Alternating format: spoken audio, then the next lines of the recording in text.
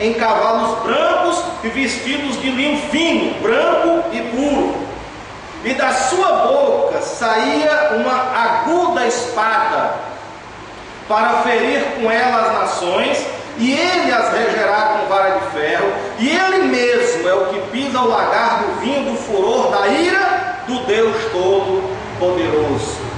Meus queridos irmãos, João aqui está tendo uma visão da volta pessoal do Senhor Jesus.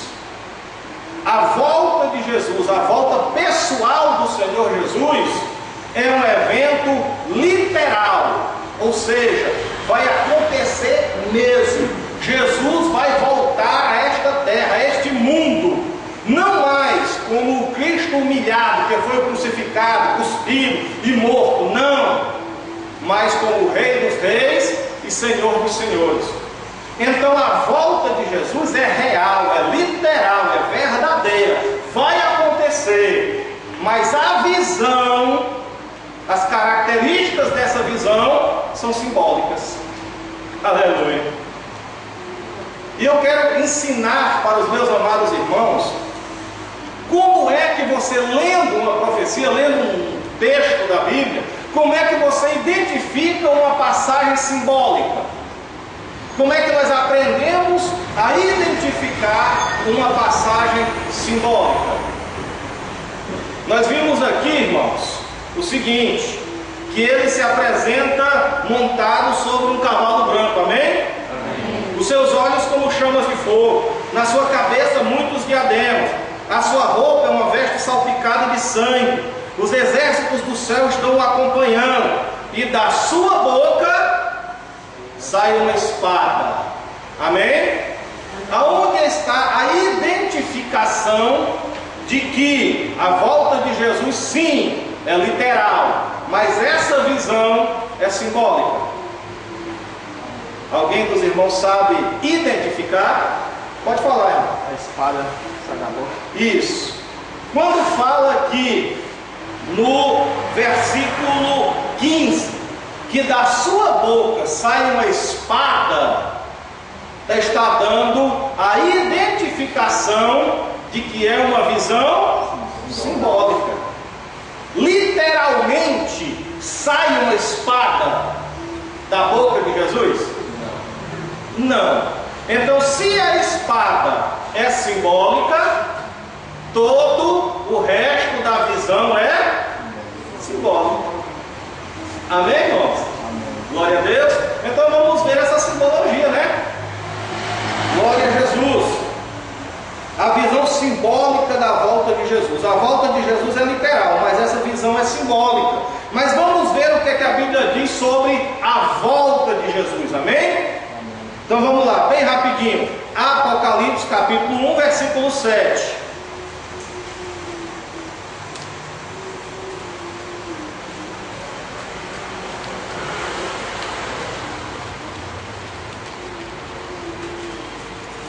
Apocalipse 1, 7.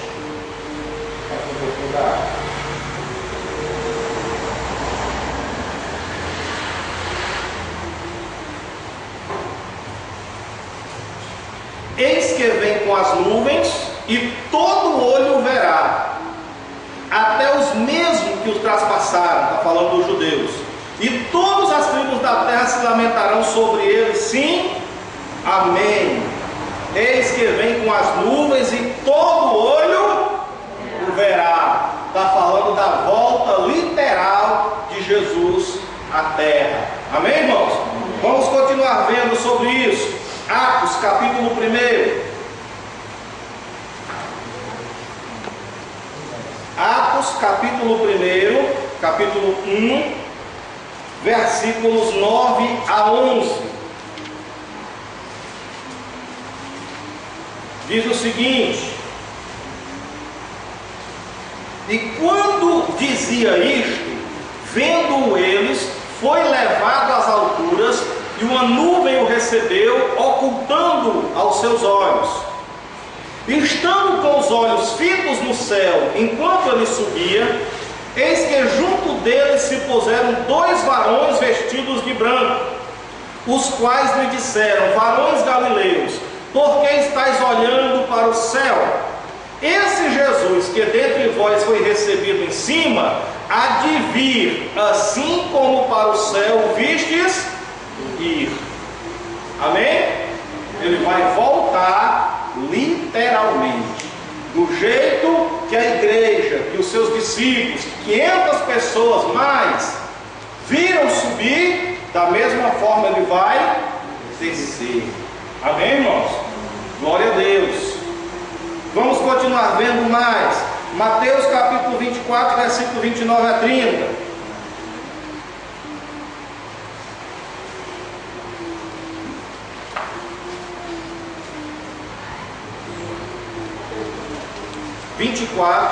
Versículo 29 a 30. E logo depois da aflição daqueles dias, o sol escurecerá, falando da tribulação aqui, viu, irmãos? A lua não dará sua luz, as estrelas cairão do céu e as potências dos céus serão abaladas. Então aparecerá no céu o sinal do Filho do Homem, e aparecerá no céu o sinal do Filho do Homem, e todas as tribos da terra se lamentarão e verão o Filho do Homem vindo sobre as nuvens do céu com poder e glória. Amém? Primeiro vai o que? Aparecer no céu o sinal da sua vinda.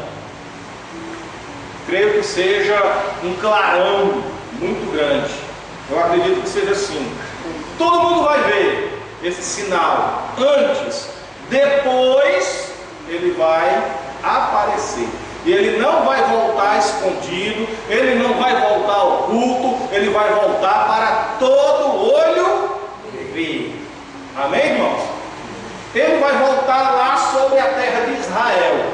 E como é que o resto da terra vai ver?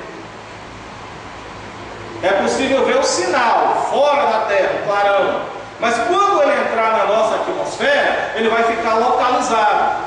Mas hoje nós sabemos que a tecnologia permite que um acontecimento lá do outro lado do mundo seja visto simultaneamente, ao mesmo tempo. Não é verdade, irmãos? Na terra toda. Não é verdade? Então todos vão ver. Vocês acham que ninguém vai filmar a volta de Jesus? Com certeza. Não é verdade, irmãos? Então todo olho o verá. Amém?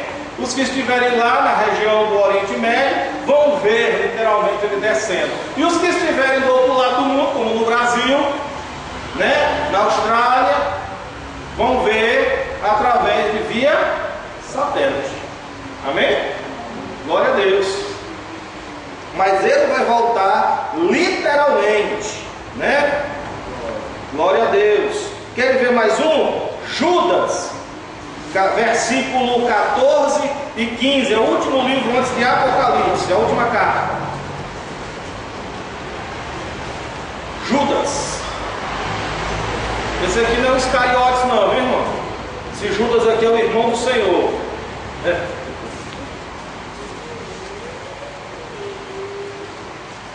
Judas, depois de primeira, segunda, né? E a terceira epístola de João, vem a epístola de Judas.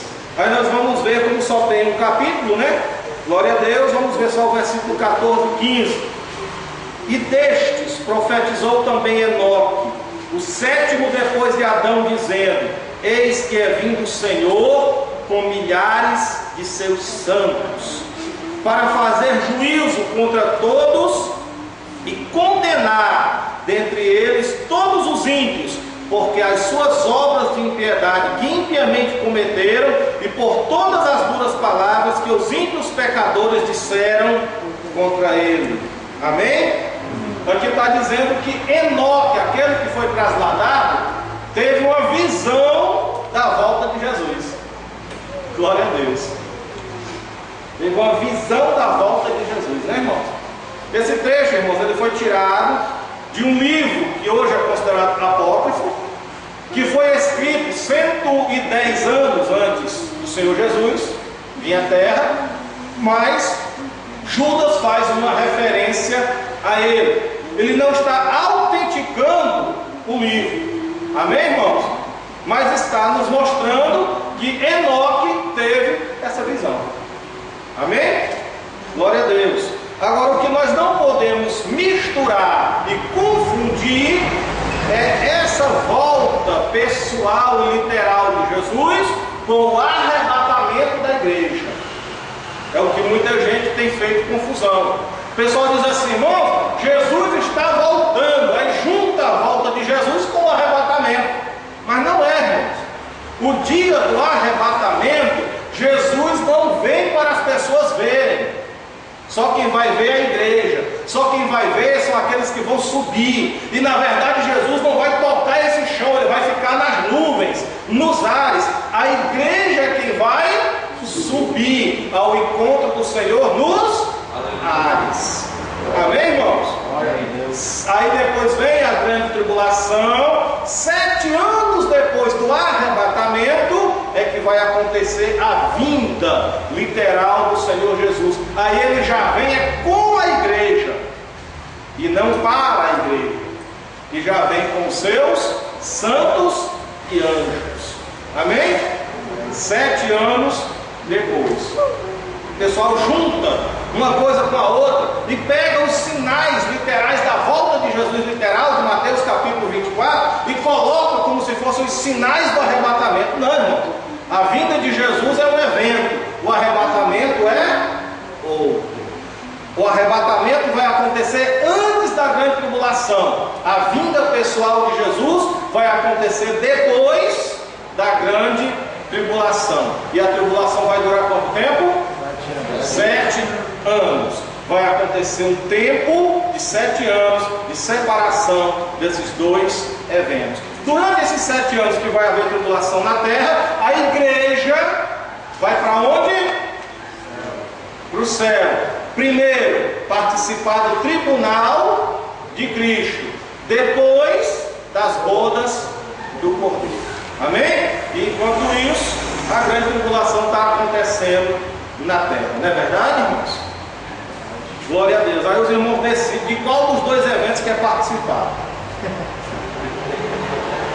Glória a Deus. Nós temos também Tessalonicenses, mas o tempo já está curto, eu não vou fazer a leitura. Olha, irmãos, é importante. Assim como os cavaleiros do capítulo 6, que são aqueles cavaleiros conhecidos como cavaleiros do Apocalipse, né? O cavalo branco, o cavalo amarelo e tal. Assim como eles não são literais, esse cavalo branco, do qual Jesus está assentado aqui na visão, ele também não é literal, viu, irmãos? Jesus não vai descer montado num cavalo. Não. Esse cavalo é simbólico. Amém, irmão? O cavalo na simbologia representa rapidez e força. Glória a Deus. Amém? Rapidez e força. Glória a Deus. Não é que Jesus vai descer do céu montado num cavalo. Dá até para imaginar, né? Desce dá uma fome. Não é assim não, viu, irmãos? Glória a Deus. Isso aqui é simbólico. Glória a Deus. Então vamos continuar vendo a simbologia. É uma apresentação do Cristo vencedor, guerreiro, triunfante. É exatamente o contrário da última visão que o mundo teve de Cristo. Qual foi? Cristo crucificado, sofredor. Amém? Foi a última vez que o mundo olhou para Cristo. Foi na cruz. Depois de ressuscitado, o mundo não viu mais o Senhor.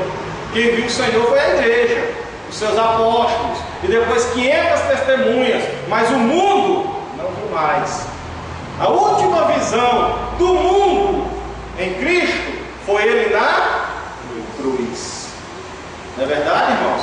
Uma visão de derrota, uma visão de sofrimento, e ele estava morto. Agora ele está vindo o quê?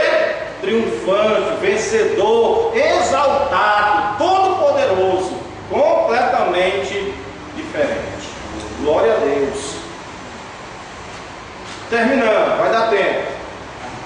Versículo 12: e os seus olhos como chama de fogo, Sabemos que essa visão é simbólica por causa das suas características.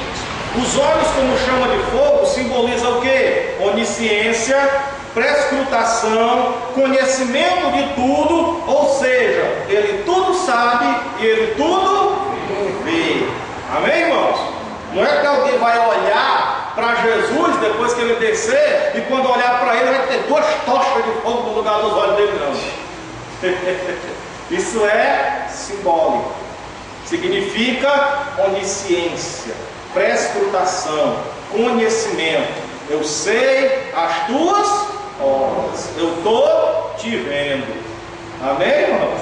Glória a Deus. Eu já expliquei isso quando eu comecei lá na visão do Cristo glorificado que João teve lá na ilha de Patmos, viu? E eu vou voltar a explicar porque não está gravado capítulo 1, 2 e o 3, né? Mas nós vamos gravar e vamos colocar também para os irmãos verem o que significa a visão do Cristo glorificado e as 7 igrejas da Ásia. Glória a Deus.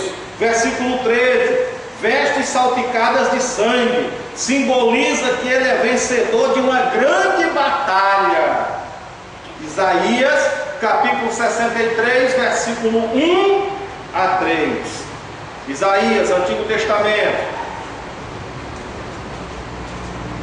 Livro do profeta Isaías, capítulo 63.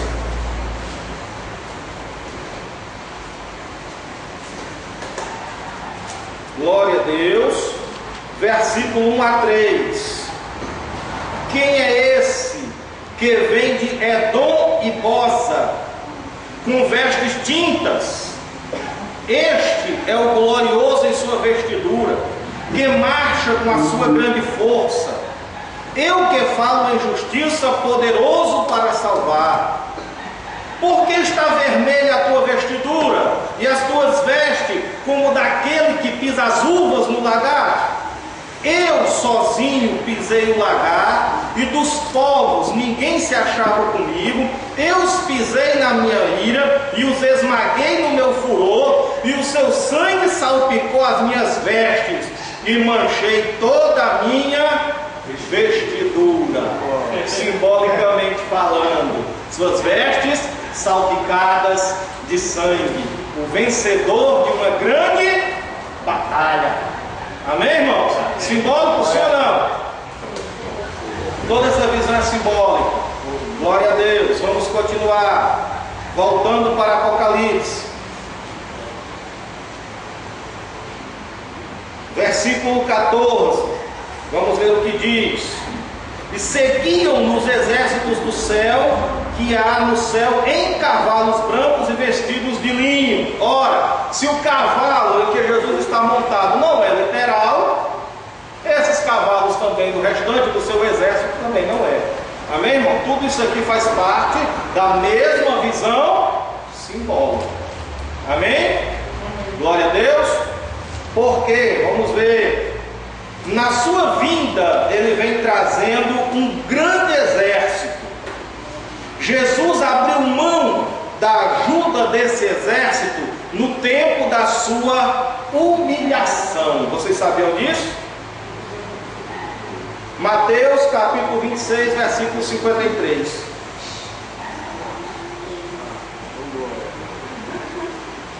Mateus capítulo 26, versículos 53 e 54. Diz o seguinte: ou pensas tu que eu não poderia agora orar ao meu Pai, e ele não me daria mais de 12 legiões de anjos? Como, pois, se cumpririam as escrituras que dizem que assim convém que aconteça? Aleluia. Quando ele estava sendo preso, Pedro sacou a espada, cortou a orelha do servo do sumo sacerdote, e ele disse: Pedro, guarda a tua espada, ou tu não sabes que se nesse momento eu orasse ao Pai, ele mandaria mais de 12 legiões de anjos? Mais de 30 mil anjos, irmãos, se ele pedisse ao Pai. Ele não pediu por quê? Porque era o tempo dele cumprir as profecias acerca da sua morte e humilhação. Amém? Mas agora não. Agora não. Agora ele vem cercado por seu exército. Glória a Deus. Olha só, versículo 14. E seguiram os exércitos que há no céu. Eita Jesus! Vocês sabiam que a igreja vai descer junto com ele? Sabiam não? Num grande cortejo junto com os anjos naquele dia. Glória a Deus. Por quê, irmãos? Porque ele vai descer e vai ficar, irmãos. Ele não vai voltar não. Ele vai implantar um período conhecido, chamado na Bíblia de milênio. Isso é uma palavra em latim, significa 1000 anos. Ele vai implantar o milênio e nós, a igreja, nós vamos reinar com ele. Amém? Então nós estamos vindo nesse cortejo junto com os anjos. Vai ser glorioso aquele dia, viu, irmãos? Terminou a festa no céu, terminou as bodas, ele fica em pé e diz: agora, meu povo, nós vamos descer. Chegou a hora de eu reinar sobre a face da terra e vocês vão comigo. Ô glória! Vai ser maravilhoso, viu? Louvado seja o nome do Senhor Jesus. Glória a Deus. Versículo 15. E da sua boca saiu uma aguda espada, para com ela ferir as nações. A espada, irmãos, é muito poderosa, porque é a palavra de Deus. Essa espada é simbólica. Efésios capítulo 6, versículo 7. Se a espada é simbólica, o restante também é. Amém? Eu não posso dizer, irmãos, que os seus olhos como chama de fogo são literal, e só a espada é simbólica. Eu não posso dizer que os cavalos são literais, e só a espada é simbólica. Toda a visão é simbólica, mas a vinda de Jesus é literal. Dá para entender? Glória a Deus. A espada também é simbólica, Efésios 6 e 7. Que diz o seguinte, 6,17, me desculpe, 17. O óculos está um pouco embaçado aqui. Tomai também o capacete da salvação e a espada do Espírito, que é o que? A palavra de Deus. O que é que vem na boca de Jesus? É uma espada literal? Não. Na boca dele vem o que? O poder da palavra de Deus. Amém? Nós também temos essa espada na boca, viu, irmãos? E podemos usar. A palavra de Deus está em nós. A palavra de Deus é nossa. Podemos usar. No dia em que Jesus, lá naquele deserto, no final dos 40 dias de jejum, Satanás veio para tentá-lo. Ali houve um duelo de espada, né? Porque Satanás de um lado usava a palavra e Jesus do outro usava também. Glória a Deus. Teve uma batalha de espada e Jesus saiu vencedor. Amém, irmãos? Amém. A espada do Espírito é a palavra de Deus. Essa é a espada que sai da boca de Jesus, a palavra de Deus. Amém? Simbolicamente. E para confirmar isso, nós vamos ver Hebreus 4 e 12.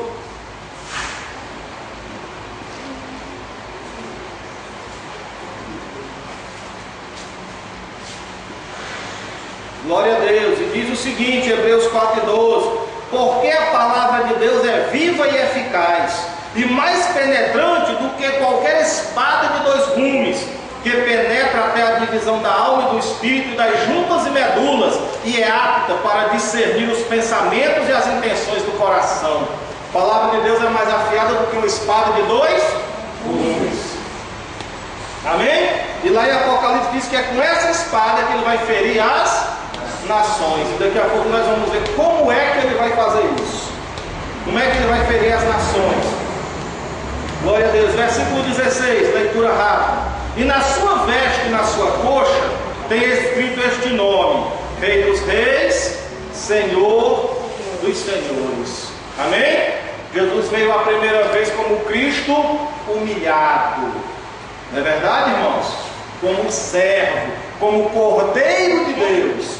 Mas agora, na sua vinda em triunfo, na sua vinda para reinar, ele vem como o Rei dos Reis e o Senhor dos Senhores. Aleluia. Glória a Deus. Esse é o nosso Jesus. Amém, irmãos? Aleluia. Tem muita gente hoje brincando com Jesus, achando que ele ainda é aquele Jesus debilitado pregado na cruz. Não é verdade? Fica imaginando, né? Que o pessoal usa aquela figura, né? De Jesus pregado na cruz, ali com cabeça torta, né? Ele está mais assim, não, irmão. Aleluia. Ele está sentado à direita de Deus e ele reina. Ele é Senhor, ele é o Deus Todo-Poderoso. Depois que ele ressuscitou, ele disse: todo poder me foi dado agora no céu e na terra. Glória a Deus. Né, irmão? O pessoal que ainda hoje ficou olhando para aquele Cristo morto, né? Não é verdade? Aquele crucifixo lá, não está mais daquele jeito, ressuscitou. Os anjos disseram com todas as palavras: por que procurais entre os mortos aquele que está vivo? Ele não está mais aqui, ressuscitou.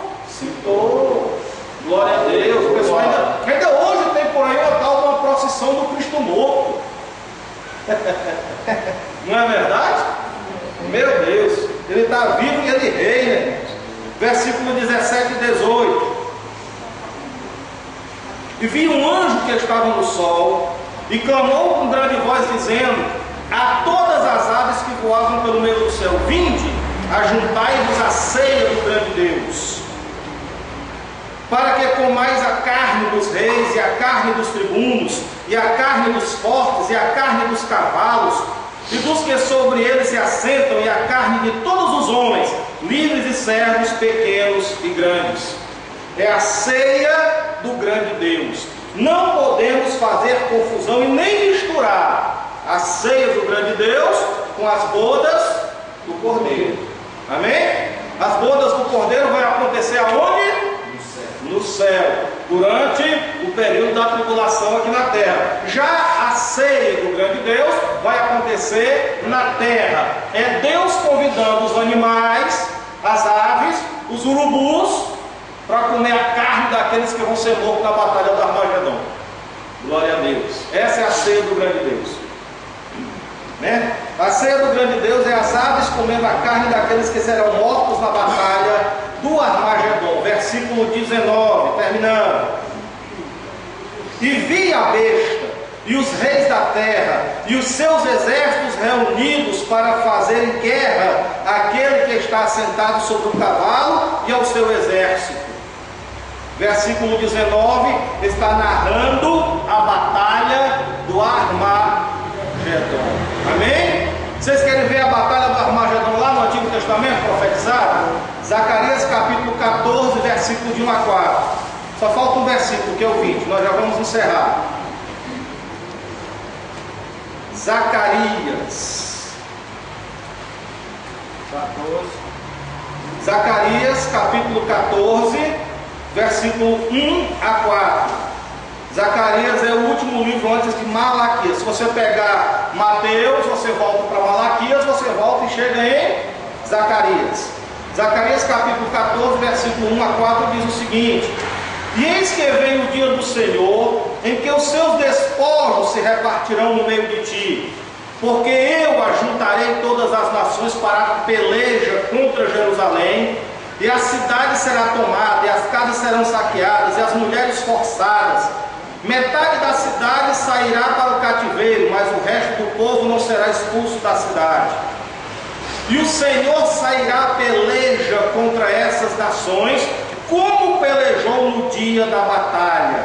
E naquele dia estarão os seus pés sobre o Monte das Oliveiras, que está de frente de Jerusalém, para o oriente, e o Monte das Oliveiras será fendido pelo meio, para o oriente e para o ocidente, e haverá um vale muito grande, metade do monte se apartará para o norte, e a outra metade para o sul.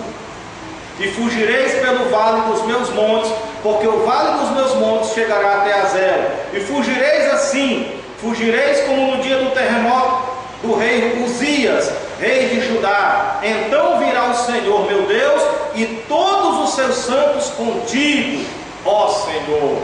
Está falando da batalha do Armagedon. Os seus pés estarão aonde? Sobre o Monte das Oliveiras. Aleluia, glória a Deus. E ele vai fender o Monte das Oliveiras, e no meio vai se formar um vale. E o povo que vai estar fugindo da cidade de Jerusalém vai se refugiar nesse vale, no meio da batalha do Armagedon. Amém, irmãos? Amém. Glória a Deus. Isso é literal, isso não é simbólico não. Vai acontecer verdadeiramente. Vamos ver também Zacarias 14, versículo 12 e 13. Glória a Deus. E esta será a praga com que o Senhor ferirá todos os povos que guerrearam contra Jerusalém. A sua carne será consumida, estando eles de pé, e lhes apodrecerão os olhos nas suas órbitas, e lhes apodrecerá a língua na sua boca. Uma parte do povo vai morrer dessa praga. Jesus vai dar apenas uma palavra. Vai usar o que? A espada. E grande parte daquele exército vai morrer dessa forma. A língua vai apodrecer dentro da boca, os olhos vão apodrecer dentro das suas órbitas, eles vão cair mortos. E a outra parte desse povo vai acontecer o que com eles? Continua lendo, versículo 13. Naquele dia também acontecerá que haverá uma grande perturbação do Senhor entre eles, porque pegará cada um na mão do seu companheiro, alçar-se-á a mão de cada um contra a mão do seu companheiro. O restante que não morrer desse jeito vai se voltar uns contra os outros e vão se matar. Aleluia.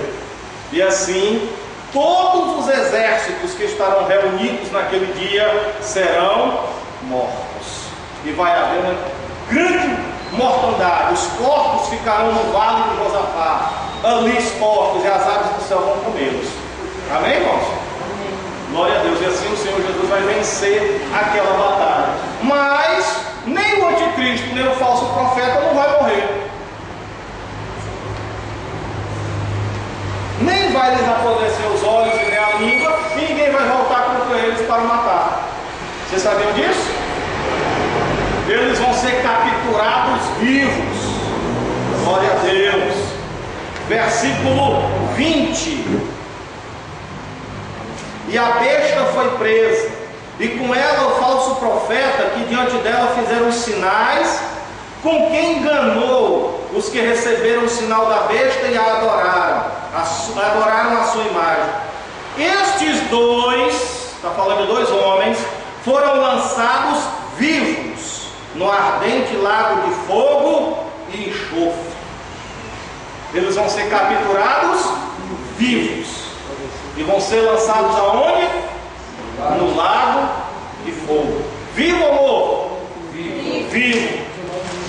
E os demais foram mortos com a espada da sua boca, a palavra, como eu já acabei de explicar, do que está assentado sobre o cavalo. E todas as aves do céu se fartaram das suas carnes. E aqui eu quero terminar, irmão, mas eu quero chamar a atenção de vocês só para uma coisa. Glória a Deus. Durante os 1000 anos em que Cristo vai reinar aqui na face da terra junto com a sua igreja, quem é que vai estar lá no lago de fogo durante todo esse tempo? O anticristo e o falso profeta. Satanás vai estar onde? Preso no abismo, sob correntes, sob cadeias. Amém? 1000 anos depois, quando Satanás for jogado lá no lago de fogo, vai encontrar os seus servos, o falso profeta e o anticristo. Está escrito aonde? Onde é que está escrito isso? Capítulo 20, versículo 10, Apocalipse. Que diz assim: e o diabo que os enganava foi lançado no lago de fogo e enxofre, onde está a besta e o falso profeta, e de dia e de noite serão atormentados para todo sempre. Eles vão estar onde? No lago de fogo. Há quanto tempo? 1000 anos, né? Passando lá umas férias, né? No lago de fogo. Agora, o que vocês não sabem é que todos aqueles, todos que não forem achados inscritos no livro da vida, também vão ser lançados vivos no lago de fogo. E vão passar a eternidade vivos, sofrendo, sendo atormentados no lago de fogo. Que é isso, pastor? É verdade. Não serão lançados só os espíritos do lago de fogo? Não. Serão lançados vivos. Antes do juízo final, vai haver uma grande ressurreição de todos. Comparecerão ante o trono do juízo final. E todos os que não forem encontrados no livro da vida serão lançados aonde? No lago de fogo. Amém? Mas eu posso provar isso que eu estou dizendo, já que é uma coisa tão forte, encerrando hoje por aqui, Daniel capítulo 12, versículo 2. Antigo Testamento.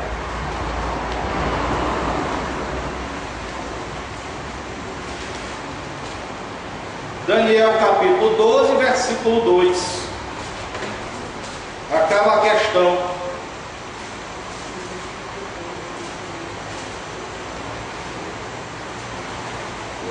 Diz o seguinte, Daniel 12, 2: E muitos do que dormem no pó da terra ressuscitarão, uns para a vida eterna, e outros para a vergonha e desprezo eterno. Vai ser o quê? Vai haver o quê? Uma ressurreição. E o que é uma ressurreição? É juntar novamente o corpo, a alma e o espírito. Ninguém ressuscita só no espírito. Amém? Quando Jesus ressuscitou, ele ressuscitou com o corpo? Sim. Quando Lázaro ressuscitou, ressuscitou com o corpo? Sim. Todos os que ressuscitaram na Bíblia foi com o corpo? Então todos os que foram lançados no lago de fogo foram ressuscitados, estão vivos e serão lançados no lago de fogo.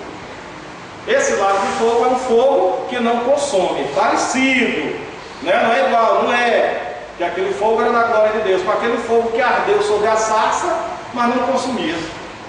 Ele vai arder, a pessoa vai sentir a sua quintura, mas não vai se consumir. E o pior é que vai ser um sofrimento sentido na pele, na carne. Por quê? Porque cada um vai ser julgado segundo as suas obras que fez através do corpo. Então é justo que pague também no corpo. Amém? Então nós encerramos aqui, irmãos, o capítulo 19. E eu queria ter corrido para pelo menos fazer a leitura do 20, mas não é possível. Então nós ficamos aqui por hoje, encerrando aqui o capítulo 19. E na próxima quarta-feira nós vamos ver o capítulo 20. Amém? Graças a Deus.